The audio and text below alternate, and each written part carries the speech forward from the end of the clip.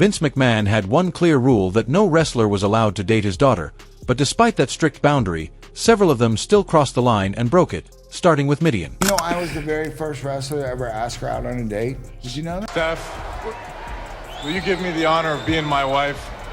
Yes, I will. Yes. Oh, man! Kurt Angle and of course Triple H are also part of that list. And in this video, the focus is on the wrestlers Vince McMahon himself exposed for dating his daughter, starting with Midian, because before Triple H, before all the big names you are about to hear, and before the chaos that later defined Stephanie McMahon's love life in the wrestling world, there was Dennis Knight, a name you might recognize as Midian or even Phineas Godwin if you go far enough back, a big man with a hillbilly gimmick who was part of the Undertaker's Ministry of Darkness during the Attitude Era. Not exactly the kind of person you would expect to start a story like this, but Dennis Knight holds a claim that no one else on this list can match, as he was the very first wrestler to ever ask Stephanie McMahon out on a date, something he revealed in 2024, nearly 30 years after it happened on the False Finish podcast, and then again on the Undertaker's 6 Feet Under podcast, and according to him, there was nothing dramatic about the moment, no big gesture and no backstage confrontation with Vince, just a young wrestler on a day off asking a simple question. When did you ask Stephanie out on a date? Do you know I was the very first wrestler to ever ask her out on a date? Did you know that? We were at a TV. I mean, we're both like 23. Knight was at a television taping where both of them were still young and just starting out in that world, and he felt like he had nothing to lose, so he casually asked her if she wanted to go watch a movie or do something simple like that. Like, do you want to, just casually go see a movie or something like that? And she was like, oh, I'd love to. And she responded warmly saying she would love to, and for a brief moment it actually seemed like things might work out. But then came the response that would end up defining the next several years of Stephanie McMahon's life when it came to wrestlers trying to get close to her. My dad doesn't let me date wrestlers. Triple H had to kidnap her. And that last line got a laugh, which was expected. But behind that joke was something that revealed everything about the kind of environment Stephanie was growing up in, because Vince McMahon had a strict rule with no exceptions that his daughter would not date anyone from his locker room, and that was final. Knight accepted it without making a scene or creating any drama. He simply walked away with a polite rejection and showed no bitterness at all, and when he talked about it in 2024, decades after that television taping, the warmth in his voice felt genuine as he shared on the False Finish podcast that he was in love with her, his own words, and when he later saw her at the Hall of Fame he gave her a big hug. He even called her and Triple H a fantastic couple and said he loves them both, which is about as clean and respectful an ending as a story like this can have. However, while Midian handled it with respect and accepted the answer gracefully, the next man on this list did not exactly follow a normal path either, as Test, whose real name was Andrew Martin and who was known to wrestling fans everywhere as Test, arrived in the WWF in 1998 with everything a wrestling company could ask for, standing 6'6", physically impressive, athletic, and a big man who could actually move well in the ring. He had the look and the presence, and by 1999 he had something even bigger, an on-screen romance with Stephanie McMahon that quickly became one of the most talked about storylines of the entire Attitude Era. It started in a simple way as Test began appearing alongside Stephanie on television, and the story being told was clear. A wrestler falls for the boss's daughter, the boss and her brother do not approve, and the wrestler fights to prove he is worthy. Classic storytelling. But what made it work was that the audience fully believed it because the two had real chemistry on screen, and the writing added genuine emotional stakes, and the defining moment of that storyline came at SummerSlam 1999, where Test faced Shane McMahon in a Greenwich Street fight, a love her or leave her match with Stephanie's future on the line. Test won the match, and soon after came a moment that no one in that arena was ready for. Something I have to ask you. Will you marry me? The place erupted with excitement, and on screen Stephanie did not say yes right away as she told him she needed some time to think, and then 3 days later on the debut episode of SmackDown she called him out to the ring to give her answer. And I said I needed some time, but only because I wanted everything to be right. Now we're alone in the ring, and I have an answer for you. And then she finally said yes, and the crowd instantly exploded with excitement as the entire arena reacted in a massive way. Steph, will you give me the honor of being my wife? Yes, I will. Yes. Oh, man! Shane McMahon and his group showed up to ruin the moment, which was not surprising at all, but Test fought them off, and the image of him carrying his fiancée to safety felt like something straight out of a movie ending, and for a brief moment Andrew Martin truly looked like the top babyface hero in entire WWF. But while Test's story played out loudly on television, the next name on this list is one that has been talked about quietly for over 20 years, Kurt Angle, who arrived in WWE in 1999 with something no one else on this list had. an Olympic gold medal, a real achievement so big that the company built his entire character around it as the arrogant, rule-following and highly competitive Olympic hero who believed he was better than everyone else and often proved it. But despite all that, he was by most accounts not ready for what happened when Stephanie McMahon started showing interest in him on television, and this storyline began on the April 20th, 2000 episode of SmackDown in a simple way with a conversation, a bit of praise, and an invitation. Your most admirable quality is your credibility. And you're the only Olympic gold medalist in the World Wrestling Federation. Stephanie played directly into his ego, and Angle, fully committed to his character, fell for it completely. It's true. And I was just wondering if you could bring some credibility to tonight's lumberjack match. So I'm inviting you to be a lumberjack. What followed over the next several months became one of the most entertaining on-screen love triangles of the Attitude Era as Stephanie continued to flirt. Angle responded fully in character, and Triple H, who was actually dating Stephanie in real life at the time, watched everything unfold both on and off-screen, creating a real sense of tension that translated into electric television, and the storyline built up gradually with Stephanie appearing ringside for Angle, the two sharing lingering looks, and Angle positioning himself as a romantic alternative to Triple H before it all escalated to one of the most talked about moments of the entire year, an on-screen kiss on the August 14, 2000 episode of Raw, where Stephanie was laid out in the ring and Angle leaned in to kiss her. The scene was reportedly directed personally by Vince McMahon himself, and by Angle's own account, it was one of the most uncomfortable experiences of his career, not because anything inappropriate happened but because he was fully aware that the woman he was kissing on television was in a real relationship with his co-worker, who incidentally could bench press a small vehicle, and Angle later described the kiss as an awkward fish lips moment, his own words, saying Stephanie even told him afterward that he kissed like a fish, while also recalling how strange it felt that Vince was personally directing the scene, but behind the humor the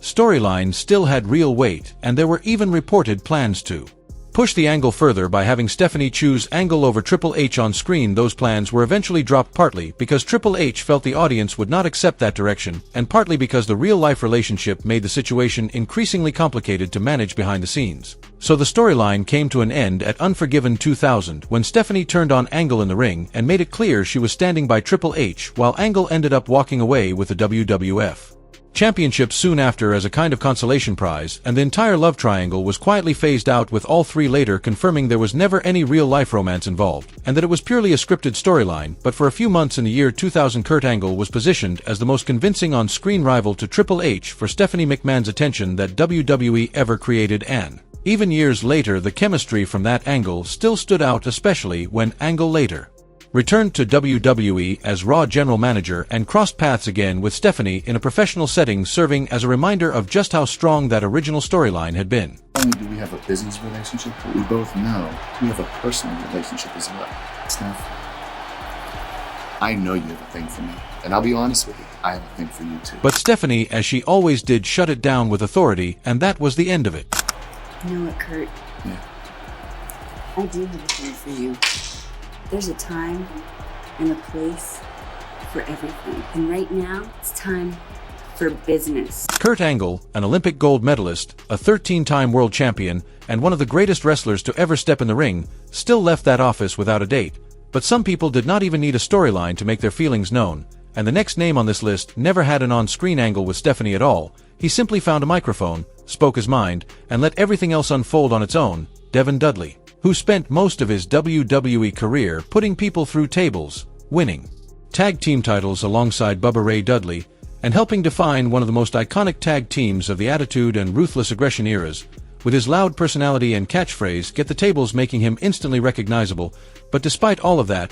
he was not known for making headlines about Stephanie McMahon, until January 2021, when an appearance on the Average Bloke Show podcast turned a simple question about the Attitude Era into a confession that quickly spread across wrestling media within days. Devin, laughing and clearly in a light-hearted mood, admitted something that had apparently been sitting with him for years, saying that he would have loved to have dated Stephanie McMahon and that he was infatuated with her, describing her as beautiful inside and out, funny and charismatic, and saying she was everything he thought a woman should be if he was not married. But he made it clear he was mostly joking and speaking in a playful, nostalgic tone, the kind of locker room honesty wrestlers sometimes share when the cameras are off and the questions feel casual, even referencing a WWE ride-along segment where Bubba Ray had previously teased him about it. However, the media quickly picked up those comments and ran with them, and by the time the story spread, the framing had shifted from a light-hearted confession into something much more serious. with the word infatuated taken out of context and even headlines suggesting obsession, turning what was meant as a harmless podcast moment into something far more damaging, which Devon later addressed directly in January 2026 on episode 54 of his Devon and the Duke podcast, where he expressed frustration, saying the media spin could have affected his marriage and personal life, explaining that he had used the word infatuation incorrectly when he actually meant admiration, and calling the coverage unfair and a betrayal of what he had said. He said, "Karma's real," but what Devon pivoted to immediately after. Defending himself is what actually matters more than the controversy, as he explained that Stephanie McMahon meant something very different to him beyond any headline or Attitude Era joke, not as a celebrity crush or a throwback memory, but as someone who showed real support during one of the hardest moments of his life. Because in 2021, Devon suffered a stroke and had to undergo brain surgery to remove a blood clot, and while he was in the hospital, Stephanie reached out and called him, but he missed the call, so she left him a voicemail telling him he was a rock star, that she was rooting for him, and that she could not wait to see him back on his feet, even lightly joking that she had only just learned his real first name was Devon and not Vaughn, and she also personally called his wife to check on the family, something Devon has repeatedly said she did not have to do but chose to do anyway, and he has made it clear that it meant a lot to him, which puts the entire story into a very different perspective, showing that his comments were not rooted in anything scandalous, but in genuine respect and appreciation for the kindness she showed him during a critical time in his life. It is the story of a man who admired a woman, said it out loud in a way that later got twisted by people chasing a headline, and then spent years clarifying that what he actually felt was gratitude and respect, while the media turned a simple moment into controversy, even though the reality was far more straightforward and human. And of course not everyone on this list had their words misinterpreted in that way, because the next person on this list was very direct about what he meant when he said it, as he sat down in a shoot interview, looked straight into the camera, and openly shared his thoughts about Stephanie McMahon without hesitation. Mr. Kennedy, Ken Anderson, who for fans watching SmackDown in the mid-2000s always felt like someone just one big moment away from reaching the top of the card, with his self-announcing gimmick, the microphone dropping from the rafters, and his confident, arrogant persona all working perfectly, even earning comparisons from Paul Heyman to legends like The Rock and Stone Cold Steve Austin, and he went on to win the Money in the Bank ladder match at WrestleMania 23. He was positioned to become a main event player, but then came the injuries, followed by suspensions, and eventually on May 29, 2009, just 4 days after returning from an injury. On Raw, he was released, with the trigger reportedly being a botched move involving Randy Orton, after which Orton and others raised concerns about his in-ring recklessness, and WWE ultimately decided they had seen enough. So after his release, Kennedy did what many wrestlers do when they are no longer trying to protect their spot. He sat down for a shoot interview and spoke openly and honestly. And when the topic of Stephanie McMahon came up, he did not avoid it or soften his words. Instead, he simply said that she was gorgeous, that even before he got to WWE, just from watching television he had noticed her, and that when he met her in person that impression only became stronger, describing her as naturally beautiful without any storyline or controversy attached to it. No backstage drama, no rumor of a real-life connection. Just a straightforward personal observation from someone speaking candidly after his WWE run had ended. Just a wrestler, a camera, and an honest answer to an honest question. And what makes Kennedy's entry on this list more interesting is not the admission itself but the context around it. Because his relationship with Stephanie McMahon during his WWE years was never defined by any kind of attraction, but rather by 2 major phone calls she made to him directly. The first coming after he won the Money in the Bank briefcase at WrestleMania 23, when a triceps injury forced him out of action, and Stephanie personally called him to inform him he would be sidelined for around 8 to 9 months and that the briefcase would be transferred to Edge, a conversation Kennedy has described as strictly professional and matter-of-fact, something he simply accepted as part of the business. While the second and even more surprising piece of Kennedy's story involving Stephanie is that in a later podcast appearance he revealed he had originally been selected for one of the biggest long-term storylines WWE had ever planned. He was going to be revealed as Vince McMahon's illegitimate son, and the person who first hinted at it to him was Stephanie McMahon herself, but the plan never came to life as injuries and a wellness policy suspension derailed it before it could properly begin. And for a brief window, Ken Anderson was meant to become McMahon family royalty, not by marrying into it but by being written into the bloodline, leaving WWE without that storyline, without a world title run, and without the payoffs that once seemed likely. But he went on to build a solid life after wrestling instead, working at his wrestling academy school, doing announcing work for Top Rank Boxing, and hosting his own podcast, speaking about his WWE years with honesty and perspective that comes from someone who has made peace with how things turned out. And in that context, his comments about Stephanie were one of the least significant parts of his career. even though it is the moment that still gets repeated, but not every story on this list ends quietly or cleanly, because the next name is someone who did not just have an on-screen connection with Stephanie McMahon, he actually turned that storyline into a real-life relationship and changed everything that came with it, and he did it while the entire world was watching, Triple H, because everything that came before this moment, every polite rejection, every on-screen romance, every podcast confession, every rumor and every storyline twist, all of it now sits in the shadow of what Paul Levesque pulled off. Because Triple H did not just have feelings for Stephanie McMahon on screen, he eventually married her in real life, and the path that led there became one of the most unusual and layered love stories in professional wrestling history, starting out like so many WWE angles do as pure fiction back in November 1999 during Test and Stephanie's wedding ceremony when Triple H, playing his ruthless heel character, interrupted the event and revealed a shocking storyline twist that he had secretly married Stephanie in Las Vegas after drugging her, a moment designed to shock the audience and push the storyline into chaos. It was a storyline designed to launch the McMahon and Helmsley era, give Triple H a power base, and turn Stephanie fully heel for the first time in her career, and nobody in that arena thought it was the beginning of an actual real-life love story, but somewhere between the scripted marriage and what would later become reality, between months of Stephanie sitting beside Triple H on camera, long nights on the road, and a working relationship that became more personal than most in the business. Something gradually began to shift, and Stephanie herself has later spoken about how it developed, pointing to the small moments that started during their on-screen work together and the parts that were never actually written into the script. And how does he put the moves on the boss's daughter? Does he begin to say, listen, I'm having feelings for you? Or He was does he very flirtatious. The on-screen dynamic made it easy for the lines to blur, as they were portraying a couple on television multiple nights a week, but Stephanie has been clear that it went beyond just performance, and that the connection started to feel more natural and real over time. One time when I was standing around the ring, he sort of crawled around me. He was, on the floor, and he felt my leg. And I was like, that's definitely flirtation. There was a problem, though. Company policy, the same policy that had stopped Midian years earlier, forbade relationships between on-air talent, and this was not just any rule, it was Vince McMahon's personal rule about his daughter, and the man involved was one of his top stars, so they kept things quiet for a while until Vince eventually found out, briefly gave his approval, then pulled back again, and the situation cooled off for nearly 10 months before they eventually reconciled. And over time, Vince ultimately gave his blessing, while Triple H has said that Stephanie viewed him risking his entire career to be with her as one of the most romantic things anyone had ever done for her. Think about what that actually means, because Triple H, at the absolute peak of his wrestling power, holding multiple world championships and running one of the most dominant heel factions in company history, was willing to risk all of it for a relationship that Vince McMahon could have shut down with a single phone call, and instead he chose to push forward, eventually proposing on Valentine's Day 2003 before they were married on October 25, 2003 at St. Teresa of Avila Church in Sleepy Hollow, New York, in a ceremony with around 300 guests, a traditional Catholic wedding surrounded by people who had watched their entire story unfold from ringside. They have 3 daughters together, Aurora Rose, Murphy Claire, and Vaughn Evelyn,